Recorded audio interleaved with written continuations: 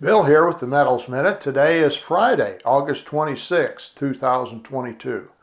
Well, the Jackson Hole, Wyoming Federal Reserve meeting announcements are due to be made later this morning, but let's talk about what we already know.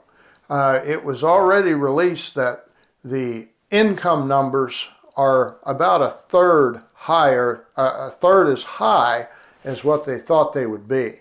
So they didn't rise as much as they were expecting. The spending numbers are only about a fifth higher, 20% as high as what they thought they would be. So there's less pressure on wages and less pressure from spending that they thought. But inflation has still risen. Core inflation, core PCE numbers. Those are still up, not as much as maybe they thought they would be, but they're still higher by 0.1% month over month. And year over year, it's up around 4.6%. So it's not as much as it has been, but it's still moving higher. And now we also see signs of the economy slowing. One reason the spending perhaps was not as high as what they thought it would be, it was only a fifth as high, has to do with the cost of utilities. And right now there's over 20 million Americans that are behind on their utility bills. And so if the price of energy has continued to rise, that's removing spending away from other categories. And retailers are beginning to issue warnings about the status of the American consumer.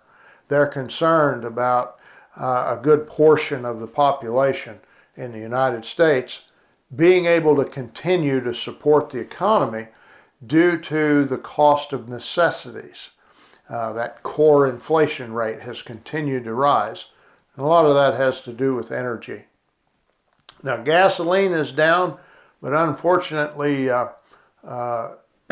utilities, electricity, natural gas, a lot of those prices are continuing to skyrocket, including in Europe.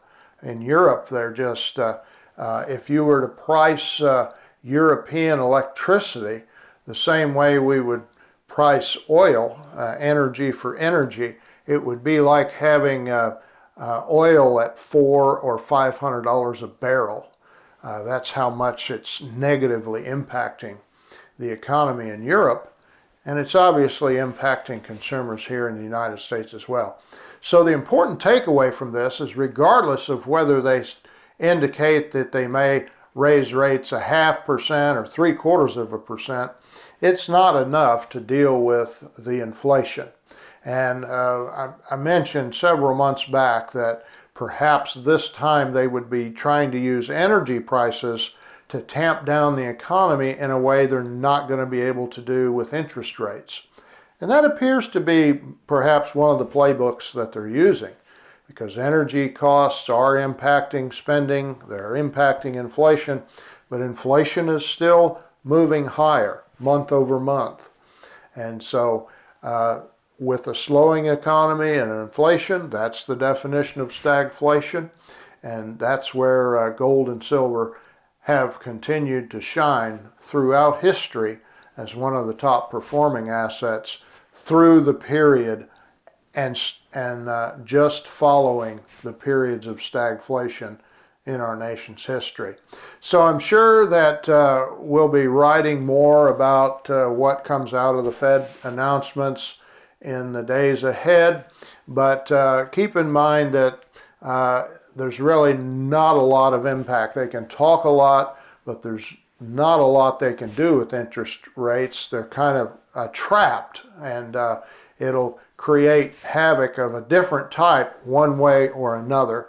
And times of uncertainty are a great time to be an owner of precious metals. Thank you for tuning in. Have a great weekend, and we'll see you soon. God bless.